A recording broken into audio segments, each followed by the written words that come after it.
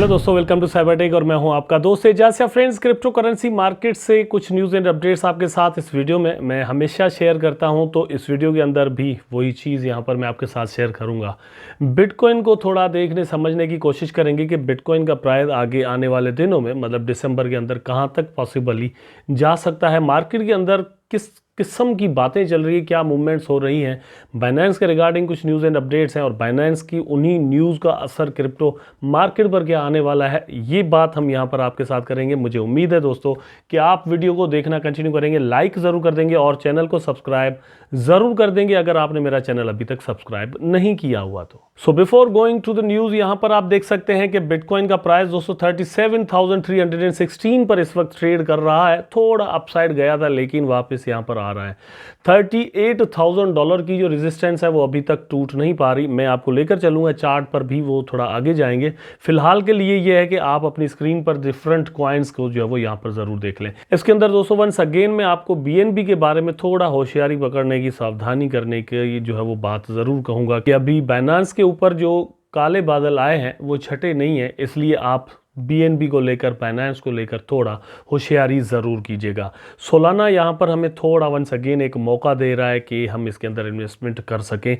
जितना नीचे आएगा उतना ही ज़्यादा हमें मौका मिलेगा। सोलाना ने कुछ हमें दिखा ज़रूर दिया है कि उसके अंदर जो एक्चुअल पोटेंशियल है वो किसी FTX की वजह से, किसी FTT की वजह से ऊपर नीचे हो नहीं सकता। वेल, अपने टॉपिक पर चलते हैं और चीज़ें मैं जो है वो आपके साथ यहाँ पर शेयर करने वाला हूँ कुछ, जिनमें सबसे टॉप पर यहाँ पर मैं आपके सामने जो चीज़ रखूँगा वो है ETF। बिटकॉइन का ETF जो है वो होना है और उसी को लेकर ये रैली यहाँ पर बनी थी।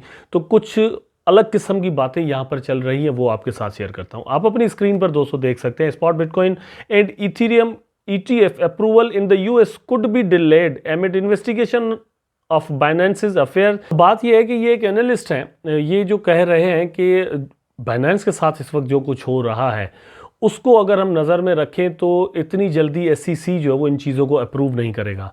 यहाँ पर अपने हिसाब से भी मैं मतलब अपनी मेरी जो रिसर्च है उस हिसाब से आपको बता रहा हूँ कि SEC के पास एक जो माइंडसेट है, दो किस्म के माइंडसेट इस वक्त US की जो मार्केट्स हैं या US के जो ऑफिशियल्स हैं, गवर्नमेंट्स हैं, उसके अंदर जो चीज़ें चल रही हैं, एक तो वो है कि वो बाकायदा तौर पर एंटी क्रिप्टो मतलब मूड के अंदर नज़र आ रहे हैं। इसका एक एग्जाम्पल देता हूँ कि जिस तरह से बाइनेंस के ऊपर जो कुछ मतलब हुआ, पहली बात तो ये कि कुछ बहुत ज़्यादा कोई बहुत बड़ी चीज़ जो है वो अभी तक वहाँ पर प्रूव नहीं हुई बाइनेंस के अगेंस्ट। मतलब जस्ट यही हुआ कि आपने शुरू में मतलब जब बाइनेंस लॉन्च हुआ था तो उसके पास कोई KYC का सिस्टम था नहीं, ठीक है। तो जब था ही नहीं और बहुत सारी एक्सचेंजेस के पास नहीं था, तो उस वक्त को लेकर या उसके बाद कुछ वक्त को लेकर कहा है कि आपने जो KYC का सिस्टम नहीं रखा था तो वहाँ से मनी लॉन्ड्रिंग हुई है और आपकी पॉलिसीज़ जो है वो मनी लॉन्ड्रिंग को लेकर कुछ सही नहीं थी, इसलिए आपके ऊपर ये सारे फाइन्स हम लगा रहे हैं। बस, बहुत ज़्यादा कोई अभी तक चीज़ें प्रूव नहीं हुई, आगे चलकर हो सकती हैं। मैं ये नहीं कह रहा कि बाइनेंस ने कुछ किया नहीं होगा, हो सकता है किया हो बहुत कुछ, लेकिन यहाँ पर जो पॉइंट मैं एक्चुअली आपको बताना चाह रहा हूँ ना वो ये है कि कितने ऑफिशियल्स ने खड़े होकर प्रेस कॉन्फ्रेंस में वो चीज़ें बताई।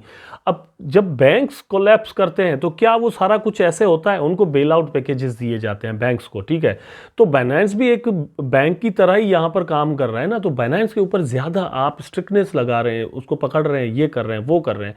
लेकिन सेम टाइम पर जब बैंक्स कोलैप्स होते हैं तो आप उनसे ये नहीं पूछते कि भैया आपके फंड्स एक्चुअली गए कहाँ। वहाँ पर जो आपकी इन्वेस्टिगेशन चल रही होती है उस तरह मतलब तब तो आप इस तरह से ऑफिशियल्स आकर 12-12 ऑफिशियल्स आकर प्रेस कॉन्फ्रेंस कर करके अलग अलग से वो चीज़ें आप नहीं बताते। लेकिन यहाँ पर क्रिप्टो के ऊपर एक्चुअली आपकी नज़र है तो ये चीज़ यहाँ से प्रूव होती है। And these things are not happen in America only दोस्तों। मतलब हम देखते हैं कि डिफरेंट कंट्रीज़ के अंदर मतलब आड़े हाथों लिया जा रहा है क्रिप्टो करेंसी को। एक चीज़ तो, एक पॉइंट तो ये था। दूसरा पॉइंट दोस्तों ये है कि ETF के अप्रूवल में ये चीज़ हर्डल के तौर पर मतलब अभी रखी जा रही है या एक्चुअल हर्डल है कि मैनिपुलेशन होती है। ये जो एक्सचेंजेस हैं लाइक बाइनेंस और FTX का सीन हो गया, सेल्सियस का सीन हो गया, ये सारे जिनके पास बहुत ज़्यादा फंड्स पड़े हुए होते हैं और वो फंड्स आपके और हमारे होते हैं, तो उन्हीं फंड्स के साथ वो ट्रेडिंग करके प्राइसेस को मैनिपुलेट करते हैं और अपने प्रॉफिट्स बनाते हैं। और डिफरेंट अकाउंट्स उन्होंने बनाए हुए हैं डिसेंट्रलाइज्ड वैलेट्स पर, डिफरेंट वेल्स के नाम पर। तो वहाँ पर जो मैनिपुलेशन होती है, तो SEC को ये चीज़ खटक रही है कि ये मैनिपुलेट करके ETF की जो ट्रेडिंग कल को होगी तो वहाँ से भी ये बड़ा माल बना सकते हैं और लोगों का जो है वो पैसा जा सकता है, इसलिए इन चीज़ों को रोका जा रहा है। तो ये जो बात यहाँ पर आपको स्क्रीन पर नज़र आ रही है वो भी मतलब उसी का एक हिस्सा है कि बाइनेंस के अगेंस्ट जो कुछ चल रहा है, ये इन्वेस्टिगेशंस अपने मंतक की लॉजिकल अंजाम तक जब पहुँचेगी तो ही यहाँ पर पॉसिबली ETF का अप्रूवल जो है वो हो सकता है। अब इसके अंदर मतलब 1 साल लगता है, 6 महीने लगते हैं, 2 साल लग जाते हैं, वी डोंट नो। और इसी के रिगार्डिंग दोस्तों एक और न्यूज़ भी है, यहाँ पर आप देख सकते हैं what's next for Binance, Changpeng CZ Zhao. इसके लिए क्या हो रहा है दोस्तों, 12 से 18 मंथ की इसको जेल पॉसिबली हो सकती है। तो अपनी एक प्रीवियस वीडियो के अंदर मैंने आपको ये बताया था कि अगर ये जेल होती है तो डू कॉन और फिर FTX के जो हेड थे वो, और फिर उसके बाद इनकी बारी आने वाली है।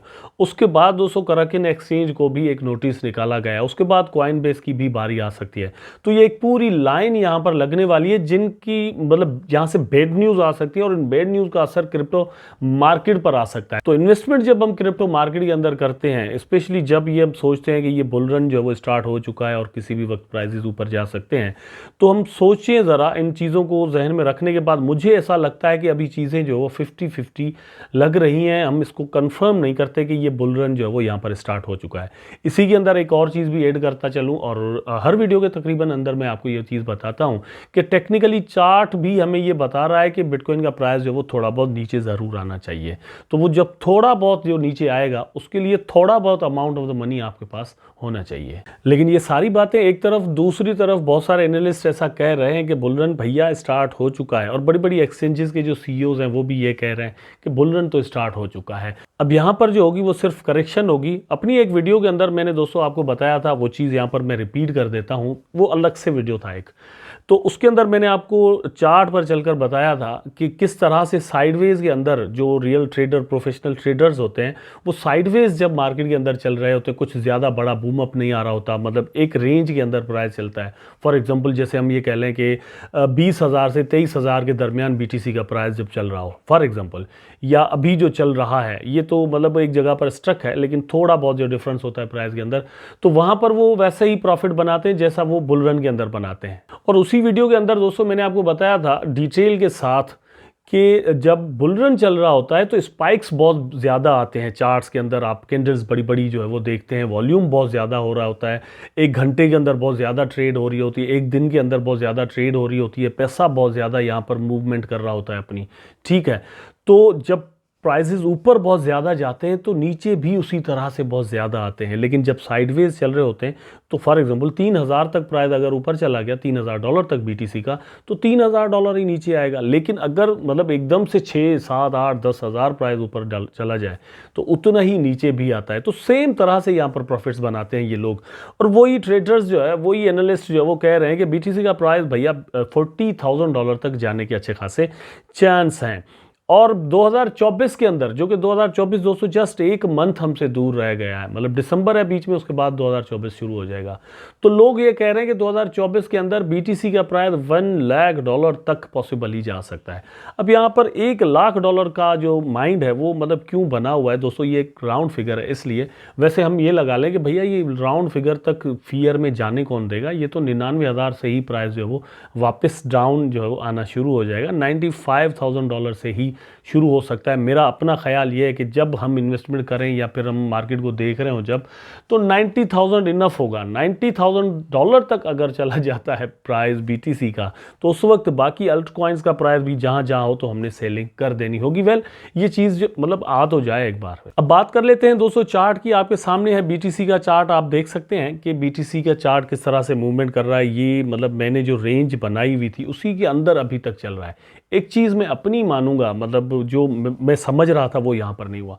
मैं सोच रहा था कि इतने दिनों के अंदर प्राइस ने अच्छा खासा डाउन आ जाना है और एक बार जो है वो यहाँ पर कम से कम $34,000 तक तो आ जाए ना, लेकिन अभी तक वहाँ तक नहीं आया, मतलब ऊपर ही रह रहा है।